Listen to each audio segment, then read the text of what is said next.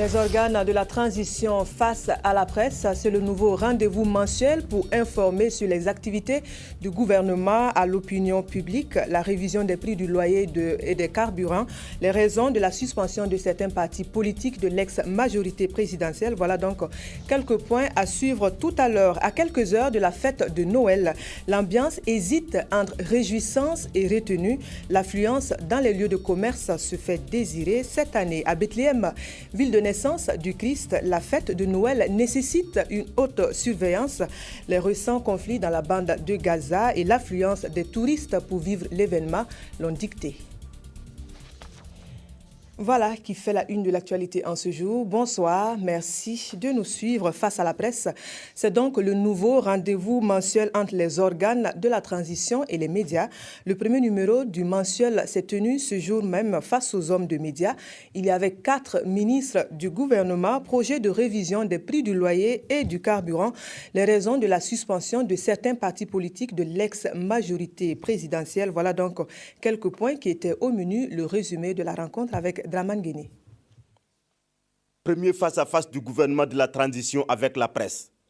Les autorités définissent leurs priorités. Il s'agit de restaurer l'autorité de l'État, organiser des états généraux de la justice et réouvrir des dossiers pendants, lutter contre la corruption et la malgouvernance par la récupération des biens mal acquis, organiser des élections générales en fin 2015, élaborer un calendrier électoral après concertation avec les partis politiques et la Commission électorale nationale indépendante, la CENI, poser les bases d'une nouvelle gouvernance pour le Burkina Faso, renforcer la solidarité nationale et le civisme dans une claire perception de notre commune destinée et de notre vouloir vivre ensemble.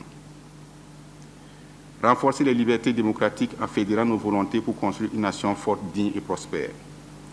Toutes ces priorités et bien d'autres seront consignées dans une feuille de route qui sera le document de référence pour la conduite de la transition. La suspension du CDP, de l'ADF-RDA et de la FEDAP-BC était aussi à l'ordre du jour. Les causes, les voici.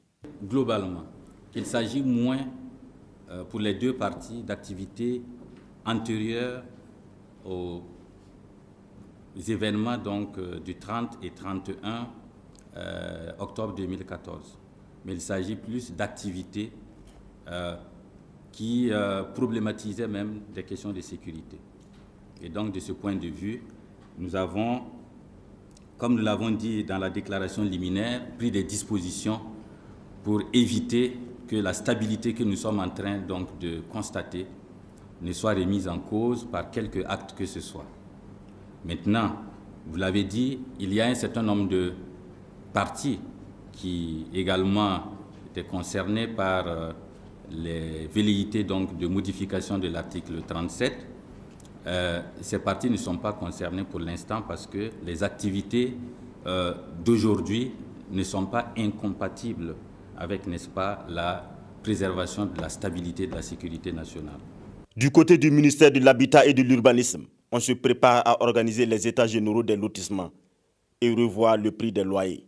Nous n'intervenons pas pour les questions de lotissement, pour les questions de logement, c'est le ministre de la Justice, mais dans notre lettre de mission, nous avons reçu également comme un point de mettre en œuvre les états généraux, ce que les états généraux ont décidé. Et avant de venir ici, au ministère, nous sommes déjà en train de travailler sur ces questions et bientôt, vous serez saisis, parce qu'au niveau du ministère de l'Habitat et de l'Urbanisme, nous allons sortir une feuille de route qui sera communiquée à la presse et qui, à la fin de notre mandat, nous ferons un bilan. Donc, les questions des états généraux, de lotissement, pour ce qui nous concerne, la question sera traitée. Je vous rassure que dans ma lettre de mission, le prix du loyer est pris en compte et donc nous allons soumettre un texte sur le bail locatif. En clair, nous allons préparer un texte qui va avec, bien sûr, le concours de tous les spécialistes, qui va fixer les prix des loyers en tenant compte, bien sûr, d'un certain nombre de caractéristiques, de sorte que quelqu'un ne vienne pas augmenter le prix du loyer tout simplement parce qu'on a fait un goudron à côté de son domicile, comme s'il y avait participé. Le gouvernement est interpellé sur le prix des hydrocarbures qui est resté inchangé malgré la baisse de celui du baril sur le marché mondial. Il y a une commission qui a été mise en place, qui est la commission interministérielle de détermination des prix des hydrocarbures, mais c'est dire que la préoccupation est prise au niveau gouvernemental pour voir dans quelle mesure on peut travailler à prendre ça en compte. Face à la presse, ce rendez-vous mensuel va permettre au gouvernement et aux institutions de la transition de s'adresser au peuple sur des questions d'actualité.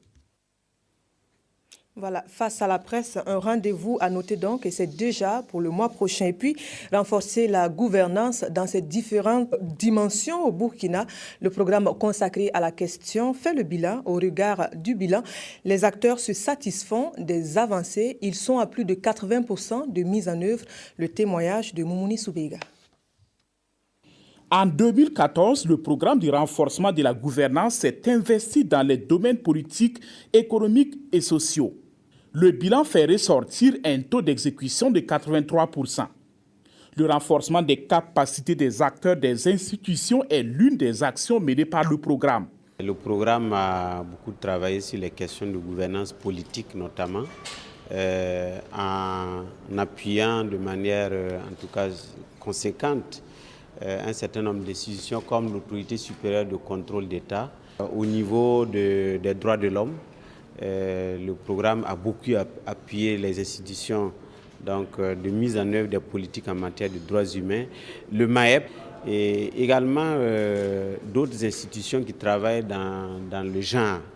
Sur le plan de la gouvernance économique, là aussi, il y a eu des actions en appui aux structures chargées de mettre en œuvre l'agenda Burkina 2025. Le PNUD appuie le programme de renforcement de la gouvernance. Au regard des acquis engrangés et des défis qui restent à relever, cette institution des Nations Unies compte poursuivre sa dynamique d'accompagnement. Le PNUD travaille essentiellement dans le domaine du développement humain durable. Il faut dire que pour nous, il est impossible d'envisager un quelconque développement humain durable dans un pays sans un renforcement de la gouvernance dans ses différentes dimensions. Donc c'est la raison essentielle pour laquelle, et comme cela est également une préoccupation pour les autorités burkinabées, que nous sommes engagés à accompagner le pays dans le renforcement de la gouvernance au Burkina Faso. 2015 est la dernière année de la programmation 2011-2015 du programme et l'accent sera mis sur l'accompagnement de la CENI pour la bonne tenue des élections. Il envisage également de renforcer ses actions aux côtés de l'ACE pour promouvoir la bonne gouvernance. En diplomatie, on pèse à présent la contribution de la Turquie dans la mise en œuvre de la transition au Burkina. Il en était question au sein du CNT. Le président de l'institution a reçu le chargé d'affaires de l'ambassade de Turquie au Burkina pour en parler. Il a surtout été question de points sur l'équipement des locaux du Conseil. Le diplomate turc, à sa sortie d'audience, s'est exprimé au micro de Ini Janine Walkoy Kambiri. C'est un projet entre l'agence coopération turque et l'Assemblée nationale. On a donné les fournitures, les équipements pour rénover et puis redécorer ce bâtiment. Donc nous sommes très contents. Je pense que c'est un cadeau pour Noël et puis pour Nouvelle Année, le peuple burkina et puis l'Assemblée nationale. C'est approximativement 300 000 US$. Donc environ 150 millions de francs CFA de la contribution de la Turquie. Le nouveau ministre en charge de l'éducation nationale était face aux responsables de son département, un face-à-face pour rappeler les priorités de la transition dans le domaine de l'éducation en particulier. La rencontre s'est tenue à Lumbila, dans l'Oubli-Tenga. Le témoignage de Haruna Mari. Samandou Koulibaly face aux responsables des structures centrales et déconcentrées de son département. À la faveur de cette prise de contact, qui se tient à l'ENEP de Lumbila, le ministre de l'Éducation nationale et de l'alphabétisation expose ses attentes vis-à-vis de ses agents. Le continuum éducatif, dont la mise en œuvre suscite espoir chez certains et inquiétude chez d'autres, s'est aussi invité aux échanges. Le continuum est maintenu. Notre tâche surtout, c'est d'identifier ensemble les obstacles majeurs qui se posent à sa mise en œuvre, de les corriger afin que ces obstacles-là n'aient pas un impact négatif sur la qualité de la formation qui sera servie aux élèves.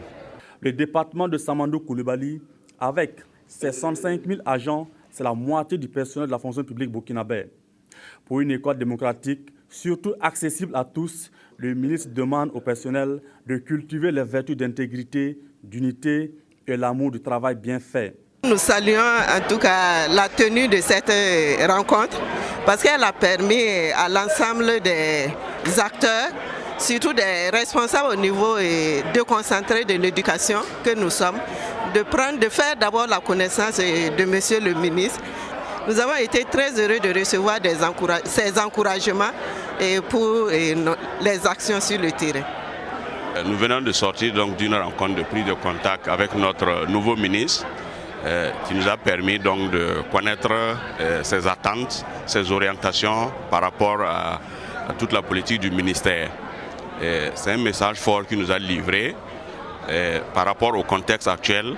Il demande à chaque responsable de travailler à mériter le titre d'homme intègre à son poste de responsabilité, à travailler dans la rigueur, la probité, parce que bien entendu le secteur du ministère, c'est un secteur de souveraineté qui a beaucoup de difficultés aujourd'hui, surtout dans le contexte du continuum. Ce premier face-à-face intervient à un pas des fêtes de fin d'année et du nouvel an.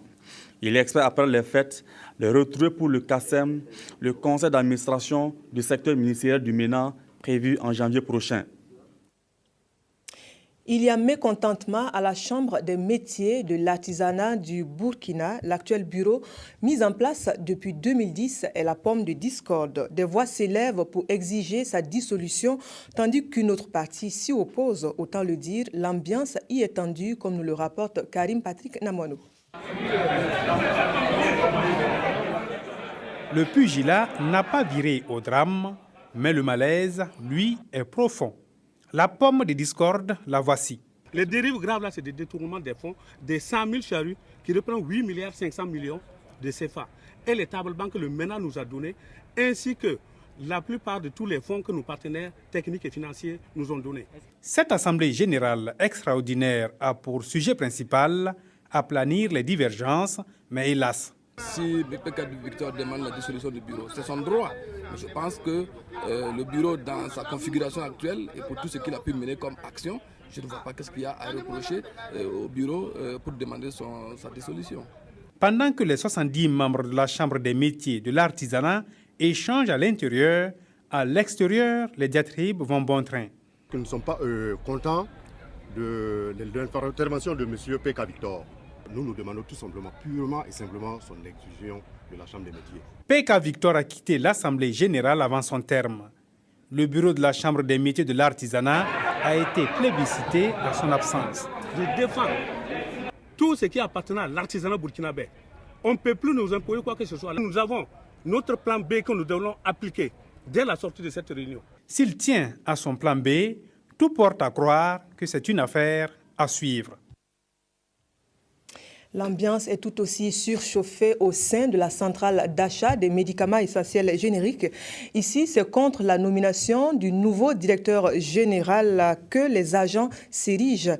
Sa gestion des affaires publiques est décriée. Le témoignage est cette fois de Éléonore Yerbanga Ouedraogo. Sur la personne du docteur Mahamoudou Compaoré, des doutes sérieux persistent sur sa moralité. C'est l'affirmation du délégué du personnel de la centrale d'achat des médicaments essentiels génériques CAMEG à la conférence de presse animée pour éclairer l'opinion sur les motifs de leur contestation.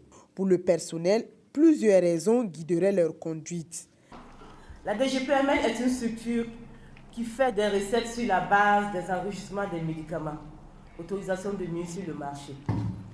Sous la gouvernance de M. Compaoré, il n'était un secret pour aucun de ses collaborateurs que ces recettes ne bénéficiaient pas d'enrichissement sur des quitanciers du Trésor public. Le dossier des achats groupés de réactifs pour les hôpitaux initiés et gérés par M. Compaoré en 2008 a été un scandale resté dans la mémoire de tous. À l'époque, la DGPML avait voulu centraliser les achats de réactifs pour les structures de santé. Ces dernières ont donc transmis des expressions de besoin à la DGPML. M. Compaoré, par des pratiques que lui seul maîtrise, est parvenu à attribuer le marché à un fournisseur local. À la réception, les quantités n'avaient rien à voir avec les montants prévus. Les structures de santé ont entretenu de longues périodes de rupture préjudiciables aux populations. De par le passé, M. Compaoré a été au cœur de toutes les velléités pour déstabiliser la CAMEC au profit de ses intérêts personnels. Le personnel, dans sa contestation, a pu rencontrer le Premier ministre qui leur a proposé une alternative. Son Excellence, Monsieur le Premier ministre, a félicité le personnel de la CAMEC pour son sens de responsabilité face à ce qui pourrait être une menace pour les intérêts des populations. Comme solution, pour, dit-il, un contrat de 3 mois avec M. Compaoré Mahmoudou, le temps de relire les tests de la CAMEC et de recruter un nouveau DG par appel à candidature. Aujourd'hui, le personnel demande la démission du docteur et la mise en place d'une période transitoire. Pourquoi ne pas trouver à l'interne quelqu'un pour assurer l'intérim du temps de lancer un appel à candidature? Les agents entendent maintenir la lutte jusqu'à obtention de gain de cause. Ils déclinent par ailleurs toute responsabilité quant aux conséquences de cette nomination, car selon eux, certains fournisseurs manifestent déjà quelques inquiétudes face à l'homme qu'ils connaissent très bien. Attention, tous les faits et propos sur la religion dans les médias sont désormais sous surveillance. L'Observatoire national des faits religieux est en place. C'est un Kodogo qui a vu l'installation des membres. Ils ont la mission de maintenir un climat de paix et de concorde dans la société par la surveillance. Justement, le reportage de Kassoum Souri. Les 10 membres de l'Observatoire auront la lourde tâche d'assurer la surveillance des contenus des messages à caractère religieux et le suivi de l'application de la réglementation sur les pratiques culturelles au Burkina Faso. Bon, il faut dire que l'Observatoire national des faits religieux est un organe consultatif et en même temps une structure de veille chargée non seulement de promouvoir le dialogue interreligieux, mais aussi de permettre à ce que, par le biais des échanges, on puisse parvenir à éviter certaines dérives qui ont été vécues dans certains pays. Cette cérémonie d'installation a également été une occasion de tenir la première session de l'Observatoire. Nous pensions que le CSC n'a pas forcément les compétences théologiques nécessaires pour apprécier le contenu de certains discours religieux sur les médias et qu'il fallait associer les acteurs des différentes confessions religieuses à l'appréciation de ce contenu-là pour que les choses se fassent beaucoup plus facilement et que l'on évite les frustrations à un certain niveau. Donc, le premier rôle que nous devons jouer comme membres de cet observatoire-là, c'est de permettre que les dialogues soient une réalité à l'intérieur de cet observatoire-là. Nous décidons par consensus. Donc ça dit déjà la modalité et la finalité aussi. L'Observatoire national des faits religieux a été recommandé lors de l'atelier sur la promotion du dialogue interreligieux en novembre 2013 à Kombisri dans le centre-sud. Sa mise en place a été réalisée grâce à l'appui financier du projet pour le renforcement de la gouvernance politique. Festigrill 2014 tient la palme loin devant toutes les autres éditions en termes de chiffre d'affaires et de participation aussi. C'est le bilan à chaud de la clôture du festival des grillades de Ouagadougou, activité génératrice de revenus 0 cas Ebola. C'était le thème de ce 5e rendez-vous qui a refermé ses portes dimanche dernier. Le témoignage de Sié Sylvestre Da. Le festival des grillades de Ouagadougou, Festigrill 2014, a été du goût des professionnels du domaine. Venus des 13 régions, ils ont rivalisé d'ardeur de créativité dans la transformation des produits de l'élevage. 152, c'est le nombre de grillères qui ont participé à cette 5e édition et repartent satisfaits. Le marché, c'est bon, les gens apprécient beaucoup ce que nous faisons, surtout les gens apprécient, les gens mangent et ils viennent vraiment nous féliciter. C'était timide par rapport à l'année passée où je pouvais vendre près de 80 à 100 poulets par jour. Mais aujourd'hui, grâce à Dieu, ça commence à aller. Je n'ai pas encore atteint les 80, mais je vais les dépasser d'ici là. Ce sont les mêmes sentiments qui animent les initiateurs pour qui Festigrill 2014 a permis de relever le défi avec à la clé un bilan largement à la hauteur des attentes. C'est un bilan très positif. Vu l'engouement qu'il y a autour de cet événement, je trouve qu'il est très positif. Il est très positif parce que les jeunes en avaient besoin. C'est tout l'enjeu de ce festival, selon les promoteurs, qui veulent faire de la transformation des produits de l'élevage une activité sûre de lutte contre la pauvreté, avec l'implication active de l'ensemble des acteurs. Un appel, c'est justement à ces différents ministères tutelles de vraiment nous ouvrir les portes. Nous ouvrir les portes, parce que vous n'êtes sans ignorer que le Burkina est amputé de mer. On n'a pas de pétrole. Mais à travers la Coupe du Monde, quand on entend les poulets bicyclettes du Burkina, c'est-à-dire que c'est un festival.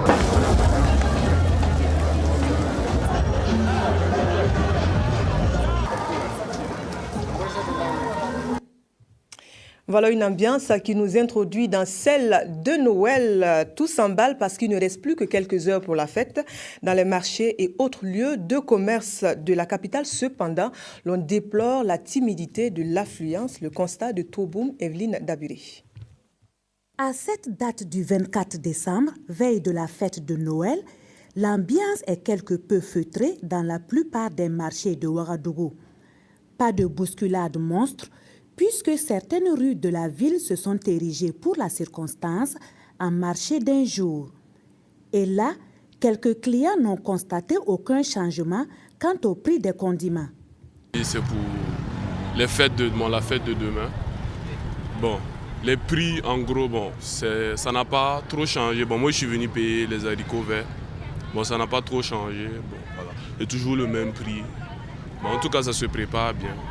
On a eu le kilo de haricots verts à 500. Voilà, donc bon. Je suis venu il y a 2 semaines comme ça, ici c'est les mêmes prix. Quand la plupart se plaignent amèrement, on constate qu'il y a certains prix qui ont un peu augmenté, notamment le haricot vert. Il y a quelques jours, on l'a acheté à 450. Maintenant, le prix a augmenté. Donc, je suppose que c'est parce qu'il y a la fête demain. Le prix des condiments est très très cher. Je me demande, ceux qui n'ont pas les moyens pour fêter, comment elles pourront s'en sortir. Je donne 5 concombres à 500 francs le tas. Tomates, quelques tas à 500 francs.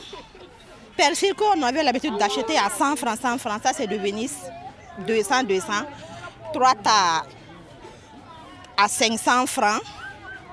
On ne peut rien acheter. Ils changent même parfois de recettes. J'ai une liste même, mais apparemment ce qu'on a écrit, ce n'est pas ce qu'on retrouve sur le marché là. Ils ont augmenté de 100 francs, de 200 même. Donc c'est un peu difficile quand même. Même complainte entendue aussi chez les vendeurs qui incriminent les grossistes et se plaignent de la mévente de leurs produits. Nous, on a acheté ça à prix en gros à 450 kilos, on vend ça à 500. Nous, on sert à 50, mais ça ne marche pas. Les gens là veulent ça à 400, comme le fait. C'est les fournisseurs là, ceux qui nous vendent là, ils vendent cher. Donc nous aussi, on est obligés de vendre cher aussi pour avoir quelque chose. Bon, il n'y a pas trop le manger comme ça. C'est pas comme les années passées là. Au cours de cette tournée dans les yards et marchés de Ouagadougou, c'est le secteur de la volaille qui semble ne souffrir d'aucune mévente au vu du nombre de poulets abattus. Le prix des poulets n'a pas varié, ça varie entre 2000 et 3500. Donc il n'y a pas eu de changement. Et pendant que le sort de certains poulets était déjà scellé, d'autres étaient encore en sursis ou en partance pour leur destination finale. L'objectif de ce bout d'entrain étant de passer une joyeuse fête, ces préparatifs ne doivent pas nous faire oublier les précautions d'hygiène nécessaires pour la santé. Voilà un message noté, Evelyne. Et puis dans les magasins et caves de la place aussi, l'affluence s'est faite désirer. Il est introuvable ce temps des grandes bousculades, une ambiance qui ne réjouit pas les tenanciers de ces lieux de commerce, comme en témoigne Olopouda. À quelques heures du 25 décembre, les Ouagalais s'activent pour vivre dans la gaieté la fête de la Nativité. Dans les magasins et grandes surfaces de la capitale burkinabé, la fête se fait déjà sentir. Pour certains clients, Noël, c'est d'abord penser aux tout petits. Noël, c'est la fête des enfants, donc nous devons le devoir en tant que parents de les accompagner, de leur donner tout le nécessaire pour qu'ils soient très contents le jour de Noël. D'abord chercher un jouet qui va un peu dans le sens de l'éducation de l'enfant et aussi pour lui permettre de faire plaisir. Bon, je suis en train de voir, lui veut une moto, mais je n'ai pas assez d'argent. Celui-là, c'est pour son neveu. Des jouets pour faire plaisir aux enfants, oui. Le choix est vite fait, mais la Noël se résume aussi à la fête en famille, au partage et au recueillement. Un repas de fête ne sera pas aussi de trop. Dans les allées des supermarchés, on veut faire le choix et le bon pour offrir à ses invités un repas bien élaboré. On est venu faire des courses, on a acheté du vin, et puis un peu du tout, quoi, ce dont on a besoin pour la fête. On a pas mal d'invités, j'espère que ça sera belle. Hein. Du vin, bien sûr, pour accompagner les repas. Cette boisson faite à base de la fermentation du raisin et d'autres boissons alcoolisées tiennent une place de choix pour garantir une bonne ambiance et valoriser les mets. Et ce matin, dans la capitale, les caves à vin et autres liqueurs ont ouvert grandement leurs portes et attendent les clients qui traînent le pas. Vu aussi la situation, bon, les gens, c'est tout doucement pour le moment. On attend, on reçoit un peu de la clientèle, mais dans l'ensemble, tout va bien. Bien vrai qu'on a eu une petite crise. Bon, maintenant, bon, tout reprend tout doucement. Bon, tant qu'il y a la paix, c'est ça qui est l'essentiel. S'il y a la paix, je pense que tout va reprendre, tout va venir, tout va rentrer dans l'ordre. Si dans les caves à vin, l'affluence est peu morose, ce n'est pas le cas dans les autres caves à boissons comme la bière et la sucrerie. Ici, l'on compte faire de bonnes affaires. Tout le monde vient pour se l'inviter pour la maison. En tout cas, il y a vraiment l'affluence. On voit que ici, en tout cas, on dirait que c'est le marché, un grand marché. Donc, moi, je suis très content. D'habitude, c'est comme ça, mais cette année, c'est plus que les années passées. Malheureusement, nous manquons de certaines boissons, telles que les 33 en général. Petites sucreries, petits flaguettes, les petits bouforts. Nous rencontrons d'énormes difficultés ce matin en ce qui concerne cette catégorie de boissons. C'est déjà Noël. Durant ce moment de fête, la recherche du plaisir et du partage prime souvent sur la rigueur budgétaire. Et comme les années se suivent mais ne se ressemblent pas, à chacun de préparer la venue du divin enfant selon sa bourse. Sur la même lancée, allons voir les préparatifs de la fête de Noël côté religion à présent. Ici, l'ambiance est des plus pieuses, même si l'on n'oublie pas le tour des magasins et autres lieux de commerce. Constat du côté de Bobo du Lasso de Moumouni Baro. Comme à l'accoutumée, les centres commerciaux et autres marchés ne désemplissent pas durant la période de la fête de Noël. Les fidèles chrétiens prennent d'assaut ces différents points de vente pour offrir à leurs enfants des cadeaux de toute nature afin de consolider les liens. On a des passages à Bobo, on a profité de payer quelques condiments pour la famille pour la Noël de demain. Je ne suis pas chrétien, mais ma femme est chrétienne, donc quand même il faut l'accompagner. Bon, comme on parle de fête des enfants, il faut aussi payer quelque chose pour les enfants, qu'ils mangent bien, qu'ils s'amusent bien, et ainsi va la vie. Noël, c'est une fête pour les enfants, donc on est venu chercher des cadeaux pour eux, pour leur faire plaisir, afin qu'ils puissent passer Noël dans la joie. Noël, c'est une fête religieuse, c'est aussi un moment inoubliable pour les enfants. C'est une fête que j'aime bien, que j'adore aussi. On joue, on mange, on danse aussi. C'est une fête de joie, quoi. Quand on est heureux. C'est une fête où les gens gagnent des cadeaux, où on peut se réunir en famille pour s'amuser. La commémoration de la naissance du Seigneur Jésus-Christ est aussi un moment de grande importance pour les adultes. Et cela se fait dans des églises, mais aussi autour des repas accompagnés de vin. Et en cette période bien précise, plusieurs variétés de vins sont proposées aux clients afin que chacun y trouve son goût pour la fête. Je suis venu payer du vin et des liqueurs pour la fête de demain. Alors, je préfère le vin non alcoolisé Voilà, pour les femmes et puis les jeunes filles et puis les enfants. Contrairement aux autres années passées, l'engouement se fait toujours attendre et certains clients se plaignent même de la cherté de certains articles et même les condiments n'ont pas échappé à ce phénomène. Je suis venue chercher un peu de nyamakou pour le jus et puis de la carotte également pour les crudité. Je trouve que les légumes sont un peu chers par rapport aux autres années.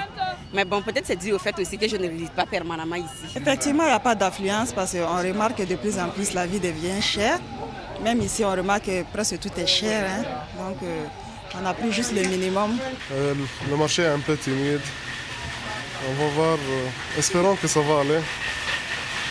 Peut-être, comme la crise, ce qui était passé là, c'est ça jouait un peu sur le moral des gens.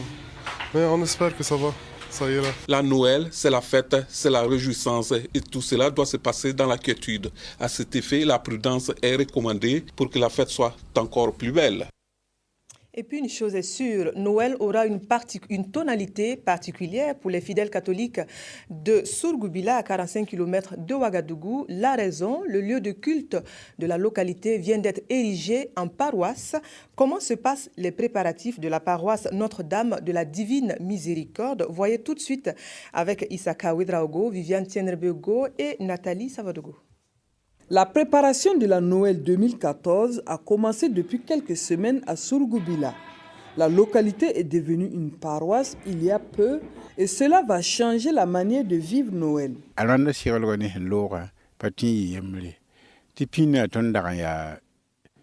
Les préparatifs de l'année dernière et de cette année ne peuvent pas être les mêmes. Les prêtres venaient d'ailleurs pour célébrer la messe. Maintenant, nous avons notre paroisse et ils vivent avec nous. Nous nous préparons à la confession pour accueillir le nouveau-né avec joie. Les chorales francophones et morophones peaufinent donc les détails pour que les célébrations du 24 et du 25 décembre soient belles.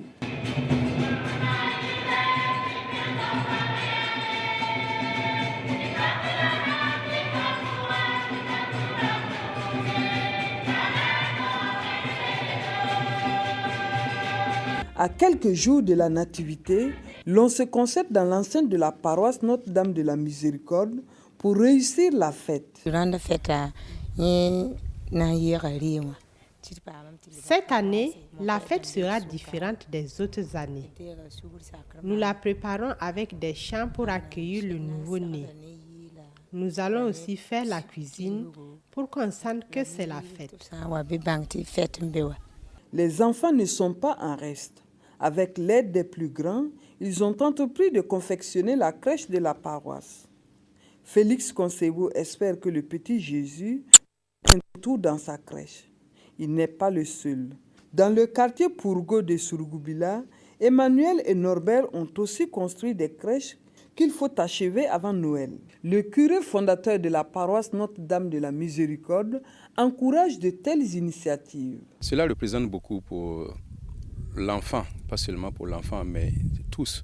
Nous sommes des êtres humains. Nous avons parfois besoin de voir des choses concrètes et de voir une crèche, de voir des statues, de voir des images. On dit que voilà, celle-là c'est Marie, celui-là c'est Joseph, c'est le petit Jésus. Ça nous donne une idée de ce que ces gens-là ont pu vivre dans la réalité. Donc la crèche représente beaucoup. C'est un signe. Et moi, ce qui me touche surtout dans la crèche, c'est de voir d'abord que Jésus est né dans une crèche et que dans la crèche, il a reposé sur la paille. C'est tout le signe et tout le sens de l'humilité que nous devons avoir dans le Seigneur. Les paroissiens de Surgubila sont convaincus d'une chose. Noël 2014 sera inoubliable. Voilà donc qui referme ce journal. Merci de l'avoir suivi. Très bonne fête de la Nativité. À demain. Bonsoir.